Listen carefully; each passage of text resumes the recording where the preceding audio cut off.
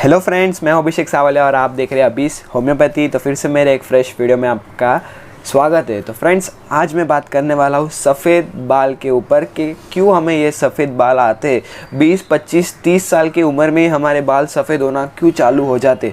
तो अगर आपको सफ़ेद बाल है तो आप ये वीडियो ज़रूर देखें, ताकि मैं कुछ होम रेमेडीज़ बताने वाला हूँ और साथ ही साथ कुछ होम्योपैथिक मेडिसिन जिसे अगर आप लेते हैं तो 99% आपके जो बाल है वो वापस काले हो जाएंगे। तो चलिए शुरू करते हैं।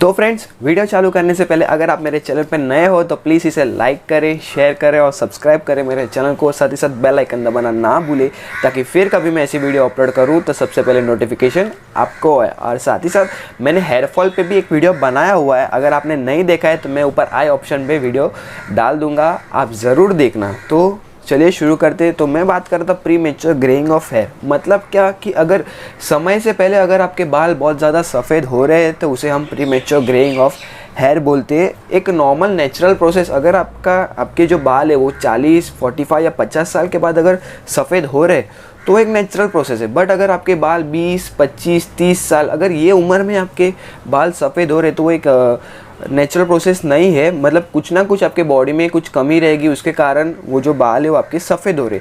तो सबसे पहले तो मैं बता दूं कि हमारे बॉडी में स्कैल्प में जो हमारा सिर है, उस स्कैल्प में हेयर फॉलिकल्स जैसे रहते हैं, हेयर फॉलिकल्स, और हेयर फॉलिकल्स के साथ एक मेलेनिन सेल रहते हैं। और वो मेलेनिन सेल क्या करते हैं, मेलेनिन पिगमेंट रहता है उसको बाहर निकालते हैं, और वो मेलेनिन पिगमेंट के कारण ही हमारे जो ये बाल है वो काले रहते हैं। तो बाई चांस अगर हमारे बॉडी में कुछ अनबैलेंस चीज़ हो गई, हमारे बॉडी में कोई चीज़ ऊपर नीचे हो जाती है, तो उसके कारण क्या होता है कि ये जो मेलेनिन पिगमेंट बन रहा है वो बनना कम हो जाएगा। अगर वो थोड़ा सा बनना कम हो जाता है तो हमारे बाल लाल हो जाते हैं। आपने देखा रहेगा हमारे बाल लाल हो जाते हैं या ब्राउन हो जाते हैं। और पूरा ही कम हो जाता है तो हमारे बाल सफ़ेद हो जाते हैं या ग्रे हो जाते हैं या सिल्वर हो जाते हैं। बहुत सारे ऐसे कलर रहते हैं, बट कम हो जाते हैं। अगर मेलेनिन पिगमेंट जो है वो बनना कम हो जाते हैं तो हमारे बाल सफ़ेद और वो सब बनना कम हो जाता है, मतलब सफ़ेद होना चालू हो जाता है। तो सबसे पहले तो रीज़न देखते हैं कि कौन से कारण से हमारे ये बाल सफ़ेद होते हैं। तो सबसे पहला और इम्पॉर्टेंट है जेनेटिक्स। अगर आपके मॉम या डैड को premature greying of hair है, या मान लीजिए कि मेरे डैड को अगर 20, 25 साल या 30 साल में सफ़ेद बाल है तो मेरे में 90% चांसेस बढ़ जाते हैं कि नहीं सफ़ेद बाल मेरे अंदर भी बहुत ज़्यादा आए। तो पहला रीज़न है जेनेटिक। अगर दूसरा रीज़न देखूँ तो गर्ल्स में तो सबसे पहले कॉस्मेटिक, ब्यूटी पार्लर में हेयर ड्राइंग करते हैं, परफ्यूमिंग करते हैं, बहुत सारे केमिकल्स लगाते हैं, शैम्पू लगाते हैं। उसके कारण क्या होता है कि आपके जो बाल है उसकी जो डेंसिटी रहती है, जो घना रहते हैं आपके बाल, जितने घने रहते हैं वो कम हो जाते हैं, और साथ ही साथ बाल सफ़ेद होना भी चालू हो जाते हैं। और फिर तीसरा देखें तो कोई बीमारी, बहुत सारे बीमारी के कारण आपके हेयर झड़ते भी है और साथ ही साथ सफ़ेद भी होते हैं। बट उसमें जो कुछ कॉमन बताऊँ तो टाइफॉइड के कारण आपके जो बाल है वो सफ़ेद होते हैं, कम भी होते हैं। साथ ही साथ अनीमिया के कारण होते हैं, और न्यूट्रिशनल डेफिशिएंसी के कारण आपको बराबर खाना नहीं मिल रहा है, प्रोटीन जो रहता है, एनर्जी, विटामिन्स वो बराबर नहीं मिल रहा है, उसके कारण आपके हेयर ग्रे होते हैं। साथ ही साथ जो चौथा रीज़न है वो है स्ट्रेस। आजकल के जनरेशन में स्ट्रेस एक बहुत इंपॉर्टेंट है, और स्ट्रेस के कारण premature greying of hair होता ही होता है। बाल आपके सफ़ेद होते ही है टेंशन लेने से। बच्चे में देखें तो बच्चे में पढ़ाई के वजह से, एग्ज़ाम के वजह से स्ट्रेस आता है। अगर यंगस्टर्स में देखें 20 से 30 साल के बीच की उम्र में देखें तो सब लोग को करियर का रहता है, जॉब्स का रहता है कि मुझे जॉब्स मिलेगा कि नहीं। उस टेंशन में premature greying of hair बाल बहुत सफ़ेद होते हैं। और साथ ही साथ एडल्ट्स जो कि 30 के प्लस रहते, 30 प्लस रहते, उन लोग में किस बात का टेंशन रहता है, फैमिली का टेंशन रहता है कि फैमिली है हमारी, उनका ध्यान कौन रखेगा, वैसे सब अगर उसका टेंशन आता है तो उससे भी ग्रे होते हैं हमारे बाल। तो ये रीज़न्स थे हमारे में। और साथ ही साथ ऐसा भी बहुत ज़्यादा नोटिस किया है मैंने कि कोई जो बहुत ज़्यादा सनलाइट से एक्सपोजर है, जो धूप से बहुत लगती है, धूप के कारण भी बाल सफ़ेद होते हैं। और साथ ही साथ कोई ऐसा पेशेंट जो कि ओबेस भी रह सकता है, नॉन ओबेस, बट वो डाइटिंग कर रहा हो।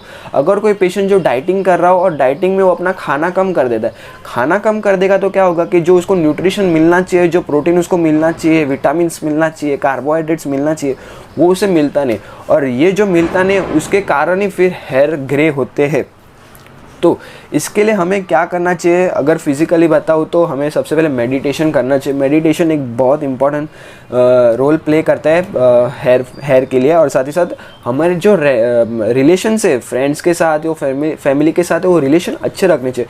अगर रिलेशन अच्छे रहेंगे तो हमारे जो स्ट्रेस है वो कम हो जाएगा, और स्ट्रेस कम होगा तो ऑटोमेटिक हमारे बाल ग्रे नहीं होंगे, और साथ ही साथ बाल जो है वो झड़ेंगे भी नहीं। साथ ही साथ योगा करना चाहिए, हमें कम से कम दिन में आधे घंटे से या 30-45 मिनट्स के लिए योगा करना चाहिए। योगा के करने के कारण जो आपके बाल ग्रे हो रहे हैं वो ग्रे नहीं होंगे। साथ ही साथ अगर आप स्मोकिंग करते हो, स्मोकिंग के कारण भी ग्रे हेयर बहुत होते हैं। अगर आप स्मोकिंग करते हो तो स्मोकिंग भी बंद कर देना चाहिए, और साथ ही साथ फिज़िकल एक्सरसाइज करना चाहिए आपको। तो ये कुछ है। और आपको ऑयल बहुत ज़्यादा लगाना चाहिए। ऑयल जितना फ्रीक्वेंटली आप लगाओगे उतना आपके हेयर के लिए अच्छा है, उतने आपके बाल कम ग्रे हो गए और साथ ही साथ कम झड़ेंगे आपके बाल। तो अगर मैं अभी होम रेमेडीज़ के बारे में बताऊँ तो सबसे पहले तो बता दूँ कि हेयर के लिए हमेशा ट्रीटमेंट लॉन्ग टर्म रहता है, शॉर्ट टर्म नहीं रहता। कि ऐसा नहीं कि आज लगाया और कल ठीक हो जाएगा। अगर आज से आप चालू करें तो कम से कम इसे 1-2 महीने के लिए उसको यूज़ करना पड़ता है, तब जाके वो ठीक होता है हेयर फॉल के ट्रीटमेंट के लिए। क्योंकि हेयर फॉल एक क्रॉनिक केस होता है, अगर काउंट करें तो उसके लिए लंबी ट्रीटमेंट चाहिए। उसका जो प्रोसेस रहता है वो लंबा रहता है, 1 या 2 महीने के लिए। तो सबसे पहले अगर होम रेमेडी बताओ तो लौकी जिसको आप दूधी भी बोलते हो, लौकी और नारियल तेल, कोकोनट ऑयल को गर्म करे तो उसके कारण क्या हो रहा है कि वो थिक पेस्ट बन रहा है। थिक पेस्ट बन जाएगा। थिक पेस्ट बनने के बाद उसको ठंडा होने दे और उसे फिर अपने सिर पे लगा ले सब जगह, और उसे आधे घंटे के लिए रहने दे। आधे घंटे के लिए रहने दे। दिन में 1 बार लगाए, हफ्ते में 3 या 4 बार लगाए, ऐसे करे। और ये जो प्रोसीजर है उसको 1 महीने, 1.5 महीने, 2 महीने के लिए कीजिए, तो इससे आपके बाल ग्रे नहीं हो गए। और साथ ही साथ फिर दूसरा जो होम रेमेडी में बताता हूँ, होम घर से हम क्या कर सकते हैं बैठे बैठे, तो चाय मतलब क्या कि अगर आप जो नॉर्मल चाय बनाते हो वो ठीक है, बट वो कॉन्सेंट्रेटेड रहनी चाहिए। कॉन्सेंट्रेटेड उसमें मतलब क्या कि चाय डाला, पानी डाला, दूध और शक्कर नहीं डालने का, और थोड़ा सा चाय और थोड़ा सा पानी डालने का, दूध शक्कर नहीं डालने का। उसको फिर कॉन्सेंट्रेटेड करने का, गर्म करने का। गर्म किया उसके बाद उसको ठंडा रख देना। ठंडा करने के बाद गर्म किया, फिर उसको ठंडा करने के लिए रखा। ठंडा करने के बाद उसको पूरे हेयर पे लगा दी। इसके कारण क्या होगा कि आपकी जो हेयर है उसको कलर बहुत ज़्यादा अच्छा मिलता है। और जो तीसरा है वो है करी लीव्स। तो हम खाते तो है, साथ ही साथ हम हेयर के लिए भी उसे यूज़ कर सकते हैं। करी लीव्स को भी सेम प्रोसीजर में यूज़ करें। करी लीव्स और कोकोनट ऑयल को गर्म कर दे। गर्म करने के बाद उसको ठंडा करें। ठंडा करने के बाद उसको पूरे हेयर पे लगाए।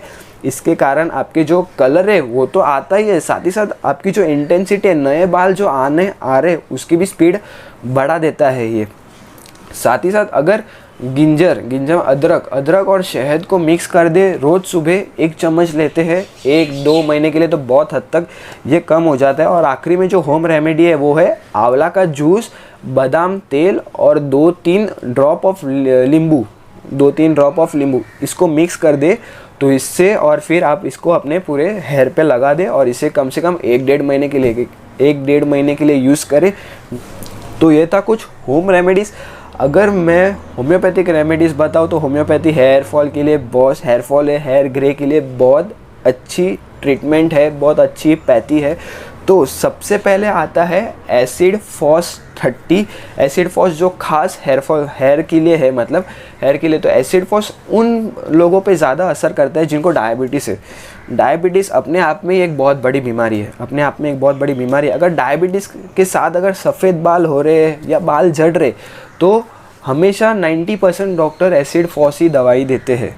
ऐसा मेरा भी ओपिनियन है कि एसिड फॉस ही लेना चाहिए, एसिड फॉस 30। इसे आप सुबह शाम दिन में 2 बार इसको लंबे प्रोसीजर के लिए यूज़ करें, 1 महीने 1.5 महीने के लिए। इससे क्या होगा कि आपके जो बाल है वो ग्रे नहीं होंगे और ज़्यादा आने चालू कर देंगे एसिड फॉस। जो दूसरी दवा है वो है लाइकोपोडियम 30। इसे भी आप दिन में 3 बार यूज़ करें, सुबह दोपहर शाम 4 ग्लोब्यूल्स, नहीं तो अगर लिक्विड है तो 2 ड्रॉप डायरेक्ट अपने टंग पे रख दे, तो इसके कारण भी आपको प्रीमेच्योर जो ग्रे हो रहे बाल वो नहीं होगा। और ये जो लाइकोपोडियम में बहुत अच्छी रेमेडी है बाल के लिए, ताकि क्योंकि जो आपके जो बाल ग्रे हो रहे उसको रोकता है और नए ब्लैक बाल जो काले बाल आ रहे हैं उसका जो प्रोसीजर है, जो काले बाल आ रहे हैं उसको बढ़ा देते हैं, स्पीड उसकी बढ़ा देते हैं, मतलब जल्दी जल्दी आपके काले बाल आते हैं। फिर अगर मैंने बताया जैसे चाइल्ड, एडल्ट और टीनेजर जिसको स्ट्रेस के रिलेटेड बहुत प्रॉब्लम है, अगर आपको स्ट्रेस के रिलेटेड आपके हेयर ग्रे हो रहे हैं तो आपको नेट्रम मूर 30 लेनी चाहिए सुबह दोपहर शाम, 4 ग्लोब्यूल्स, नहीं तो लिक्विड है तो 2 ड्रॉप आपके टंग पे रख दें। और इसको भी लंबे प्रोसीजर के लिए यूज़ करें, महीना या 1.5 महीने के लिए यूज़ करें, आपको डेफिनेटली रिजल्ट्स मिलते हैं। और साथ ही साथ एक एक्सेप्शनल दवा जो है वो है थायरोडिनम। थायरोडिनम 200, इसको हफ्ते में खाली एक ही बार ले, मतलब हफ्ते में एक बार, मतलब महीने में 4 बार ले। ये उन लोगों पे ज़्यादा असर करता है जिनको थायराइड की प्रॉब्लम रहती है, थायराइड की प्रॉब्लम रहती है। और साथ ही साथ अगर ग्रे हेयर आ रहे हैं या बाल झड़ रहे हैं तो उनके लिए थायरोडिनम 200 बहुत अच्छा है। बट ये एक टाइप की डिबेट दवा हो जाती है, बहुत सारे डॉक्टर्स देते हैं, बहुत सारे डॉक्टर्स नहीं देते। बट जिन लोगों को भी ये दवाई दी गई है उन पे ये डेफिनेटली असर करती है। तो फ्रेंड्स, ये सारी दवा थी ग्रे ऑफ हेयर के लिए और साथ ही साथ होम रेमेडी। और मैं एक लिक्विड बताऊंगा जो कि मदर टिंचर है, ऑयल है, मतलब कि जाबोरंडी मदर टिंचर, एक टाइप की दवा है ये। उसको क्या करें कि थोड़ा सा अपने हाथ में लीजिए, वो नॉन स्टिक की है और ग्रीसी नहीं है, ऐसा ऑयली नहीं है, पानी जैसा रहता है। अपने हाथ में लीजिए और रोज़ रात को सोने के वक्त अपने हाथों से ऐसे सिर पे मसाज कर दे और सुबह उठने के वक्त धो दे। तो ये रेमेडी हेयर के लिए भी बहुत अच्छी रेमेडी। इससे क्या होता है कि जो आपके हेयर है वो कम होंगे ग्रे और कलर जो है वो ब्लैक रहेगा। और साथ ही साथ जो नए बाल आ रहे हैं वो काले आ रहे हैं और स्पीड भी उसका बढ़ा रहे, और जो आपकी डेंसिटी है बाल की वो डेंसिटी भी बढ़ती है जाबोरंडी क्यू ये जो दवा है उससे। तो फ्रेंड्स, ये था पूरा प्रीमेच्योर ग्रे ऑफ हेयर। अगर आपको कुछ भी डाउट हो इसके रिलेटेड तो आप मुझे नीचे कमेंट सेक्शन में पूछ सकते हो। मैं आशा करता हूँ आपको ये वीडियो पसंद आया रहेगा। अगर पसंद आया रहेगा तो प्लीज़ इसे लाइक करें, शेयर करें और सब्सक्राइब करें मेरे चैनल को। साथ ही साथ बेल आइकन दबाना ना भूलें, ताकि फिर कभी मैं ऐसी वीडियो अपलोड करूँ तो सबसे पहले नोटिफिकेशन आपको आए। So friends, thank you and till then, good bye.